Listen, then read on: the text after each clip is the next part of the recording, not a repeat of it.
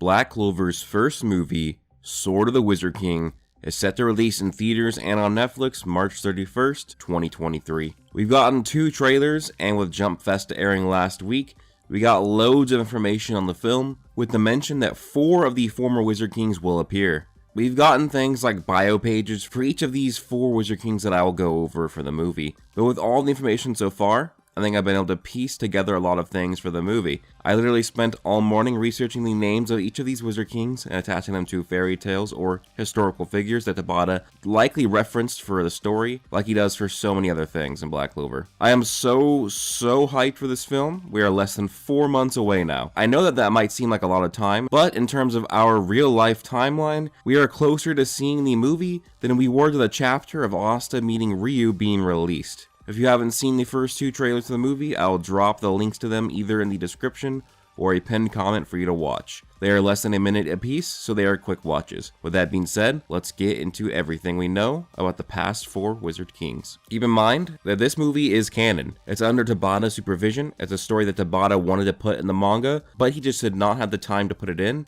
and they're releasing a tie-in novel for the movie that is numbered Volume 23.5. This volume is important to determine not only where the story takes place, but also if it's canon or not. Volume 23 ends with chapter 228, the end of the Elf Saga.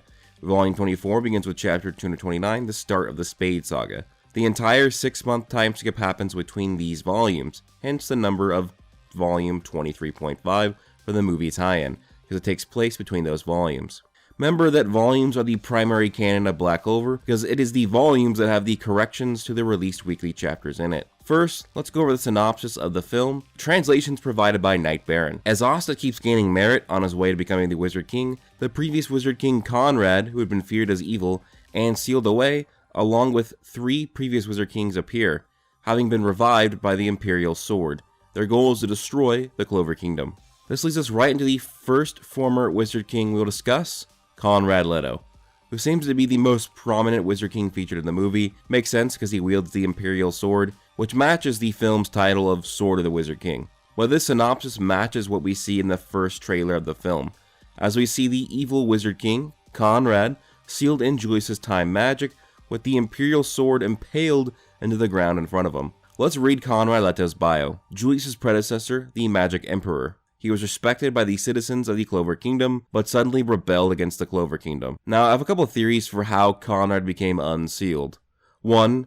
When Julius died, his seal became undone around Konrad. 2. When Julius came back as a child, his seal weakened, and either over time it weakened to the point of Konrad breaking out of it, or he broke out immediately and spent much of the 6-month time skip plotting the reveal of his return. 3. The new character, Millie Maxwell, who is a magic researcher that works with Sally, will accidentally see child Julius, and with the knowledge of Julius being in a weak state, she goes to set Konrad free. And it's likely that this lady knows Konrad. She may have even worked with him in the past, because we know that Konrad was a previous Wizard King, the 27th Wizard King, right before Julius, as it's been confirmed that in his bio page. Now this means that Konrad was actually the reigning Wizard King when Asta was a child, or at least for a portion of Asta's childhood. As we know that Julius became the Wizard King very shortly before Yami and William became captains. Using ages and timelines, I was able to discover that Konrad was the Wizard King as early as 6 years prior to Julius, meaning that Asta was around 9 years old when Konrad rebelled against the Clover Kingdom. I was able to determine this by using official ages and statements and combining them.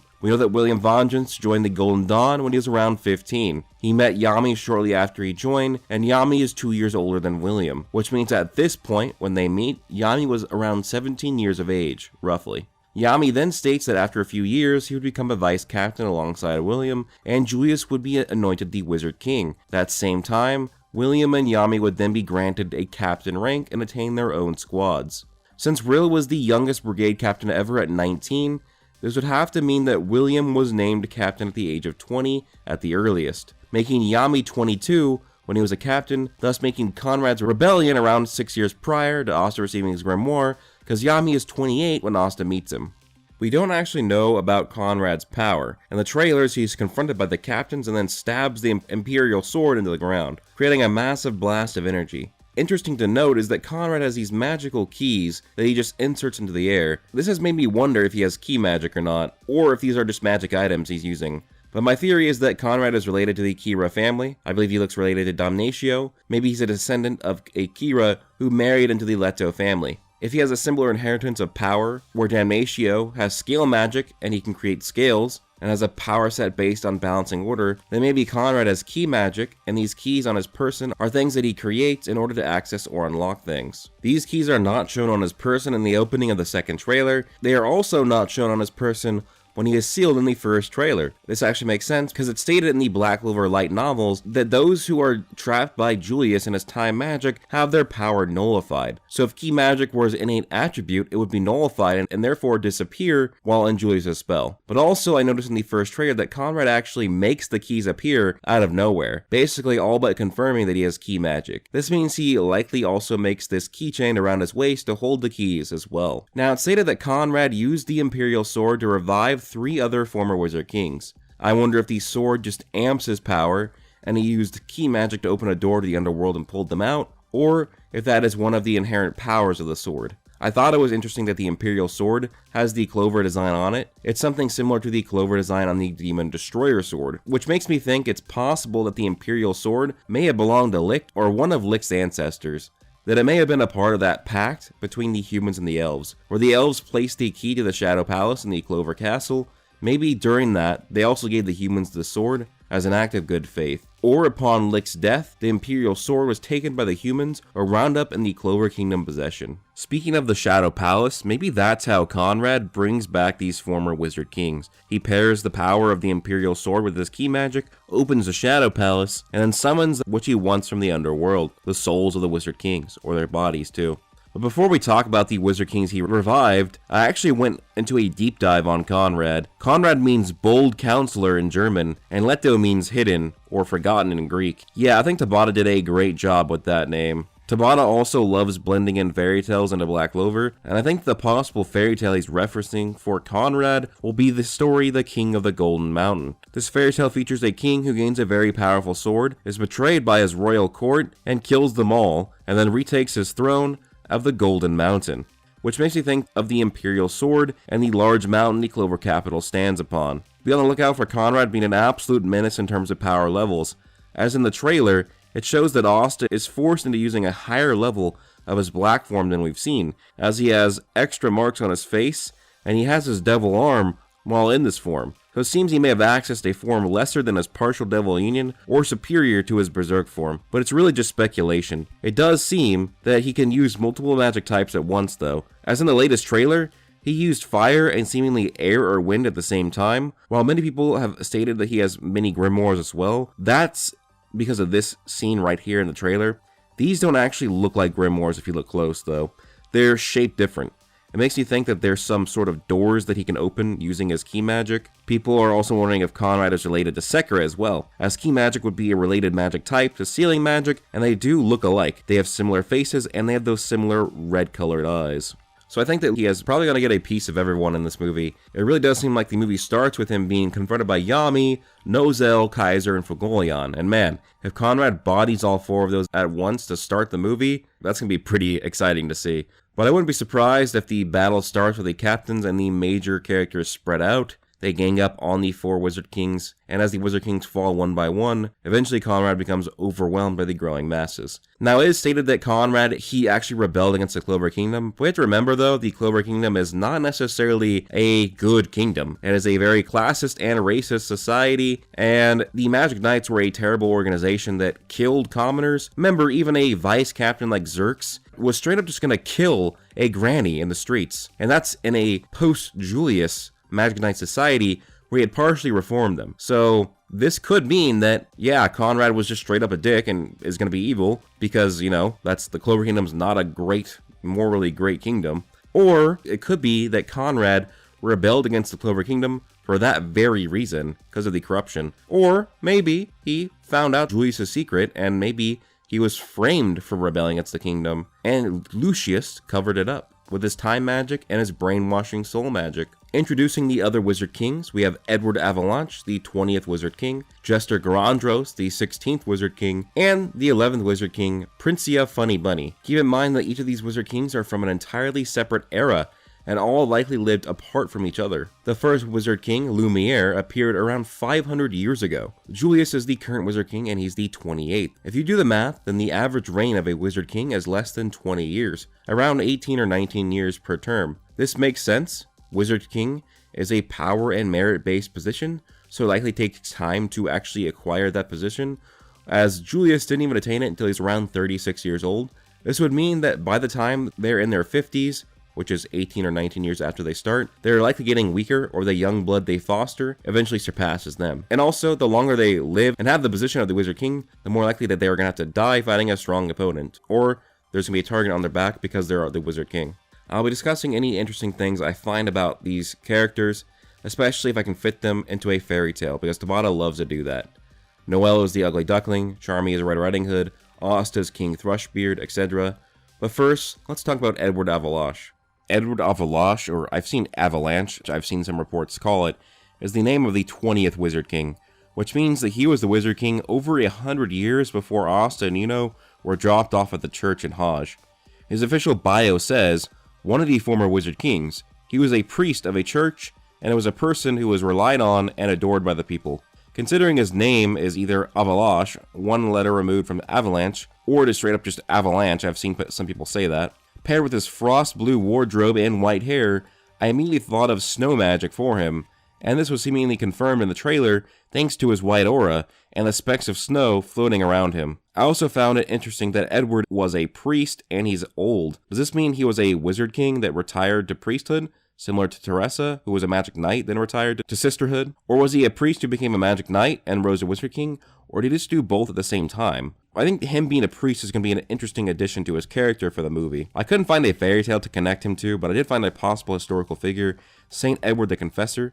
Saint Edward was a king of England who was canonized as a saint, and was linked to frost or the cold because he had a lot of Viking blood in him, which I admit is a bit of a reach to say it's connected, but Edward can also symbolize protection, the meaning of his name, which makes sense if his name means protective snowslide, as he seemingly has snow magic and he's the protector of the kingdom. I almost think that Noelle or Nozel could face off against this man, primarily because his hair might give off him being descended from the Silva bloodline, and if he has snow magic, then maybe he'd be a challenge for Noelle, like he freezes her water or something like that, though seemingly in real life, snow is weak to water as rain washes the snow away and turns it into a nasty slush, so maybe she'll be the key in that battle. The next in line is Jester Garandros, the 16th Wizard King. This means he likely reigned nearly 200 years before Aust and Yuno were dropped off at the church. His bio reads, one of the former Wizard Kings. Sometimes he looks down on others and has a frivolous attitude, like a clown, but he has a calculating and strategic side. Given his name is Jester, his attitude makes sense. Jesters were clowns before clowns even became a thing. Jesters had protected free speech and acted like fools. They performed plays and comedy for the king and the royals in our world. Now, when I saw Jester, it immediately made me think of a fusion between Finral and Rill. So maybe both Finral and Rill are descendants of this Wizard King.